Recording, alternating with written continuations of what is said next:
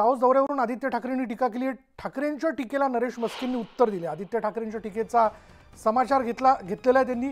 तुम्ही किती जणांना दावोसला घेऊन गेले, आदित्य ठाकरेंनी जाहीर करावा असं आव्हान जे आहे ते नरेश मस्केंनी देऊ केलंय। आणि याच विषयी आपण बोलणार आहोत। आमचे प्रतिनिधी अजित मांढरे आता क्षणाला आपल्या बरोबर आहेत। अजित, काय म्हणणं आहे नरेश मस्केंचं?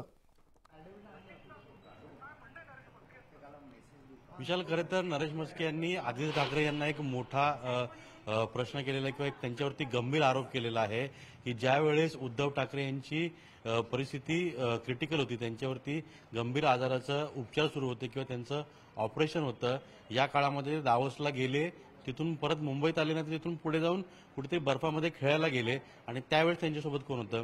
त्या नेमकं आपलं हे जे म्हणणं आहे आदित्य ठाकरेंना, नेमकं आपलं काय म्हणणं आहे आणि कशावर तिचा आरोप आहे? हे बघा, हे आदूबाळ जे आहे, कालपर्यंत त्यांना आम्ही आदित्य ठाकरे साहेब म्हणायचो। जरी आम्ही हिंदुत्वाचा मार्ग पकडला तरी सुद्धा त्यांना आम्ही आदित्य साहेब म्हणायचो। परंतु ज्या पद्धतीने ते टीका करतात माननीय मुख्यमंत्री एकनाथ शिंदे आणि आमच्या आमदारांवरती, त्यामुळे आता त्यांना आदूबाळ म्हणावंसं वाटतं।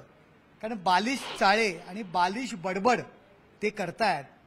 माननीय मुख्यमंत्री एकनाथ शिंदे यांच्यावरती दावोस दौऱ्यावरून ते टीका करतायत। अरे ते तर मुख्यमंत्री आहेत, आपण काय होतात? पर्यटन मंत्री होतात, तुम्ही उद्योग मंत्री होतात का? तुम्ही का गेला होता दावोसला? आम्ही लहानपणी वडिलांना चॉकलेट पाहिजे, खाऊ पाहिजे, तेव्हा आम्ही हट्ट करायचो, नाही नाही आम्हाला पाहिजे, मला चॉकलेट पाहिजे। तशा पद्धतीने मला दावोसला जायचंय, मला दावोसला जायचंय, अशा पद्धतीने आपण दावोसला गेला होतात का? आपल्याबरोबर कोण होतं? कुठले मित्र होते? कुठले नाईट लाईफ वाले पार्टनर होते? हा प्रश्न आम्ही तुम्हाला कधी विचारला का? आणि सगळ्यात लाजिरवाणी आणि शर्मेची गोष्ट म्हणजे त्याच वेळी माननीय उद्धव ठाकरे साहेबांचं ऑपरेशन होतं, क्रिटिकल ऑपरेशन होतं, वडील हॉस्पिटलला आहेत आणि आपण दावोसवरनं कुठल्या बर्फाच्छादित प्रदेशात गेलात? बर्फामध्ये खेळायला कुठल्या बर्फाच्छादित प्रदेशात गेलात? आपल्याबरोबर कोण होतं हा प्रश्न आम्ही विचारला का? आता आम्ही प्रश्न विचारतोय। वडील आजारी असताना, ऑपरेशन असताना हाच प्रश्न आहे। आपण जेव्हा हाच प्रश्न की आदित्य ठाकरे तिथे कोणावर गेले होते? दावोसची मीटिंग संपवून, तिथली बैठक संपवून, दौरा संपवून कुठल्या ठिकाणी गेले होते, त्यांच्यासोबत कोण होते? काय नेमकं आपल्या आरोप स्पष्ट कराल? माझा प्रश्न त्यांनाच आहे।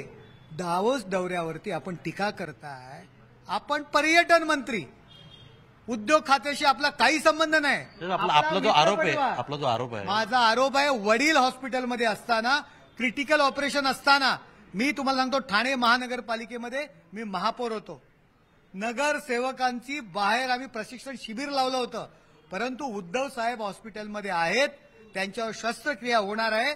आम्ही अलिबाग येथे लावलेलं नगरसेवकांचं प्रशिक्षण शिबिर रद्द केलं का?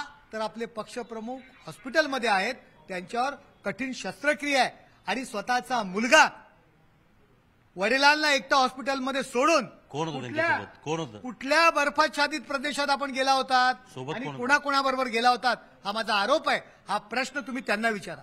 नक्कीच, नेमका अतिशय गंभीर आरोप आहे की ज्यावेळेस उद्धव ठाकरे यांच्यावरती एका गंभीर आजारावरती ऑपरेशन होणार होतं, यावेळेस आदित्य ठाकरे दावोसचा दौरा संपवून बर्फाच्या ठिकाणी, म्हणजे कुठे त्या ठिकाणी खेळायला गेले होते आणि तिथे त्यांच्यासोबत कोण होतं, त्या व्यक्ती कोण होत्या, नाईट लाईफ जे होतं त्यांना सपोर्ट करणाऱ्या त्यांच्यासोबत व्यक्ती कोण होत्या, त्यांचं दावोसला जाणं गरजेचं होतं का, त्यांनी का नेलं होतं, या सर्व गोष्टींचा गंभीर आरोप जो आहे तो नरेश मस्के यांनी आदित्य ठाकरे यांच्यावर केलेला आहे। तर त्यांच्याकडून यावर उत्तर येतं का ते पाहावं लागेल।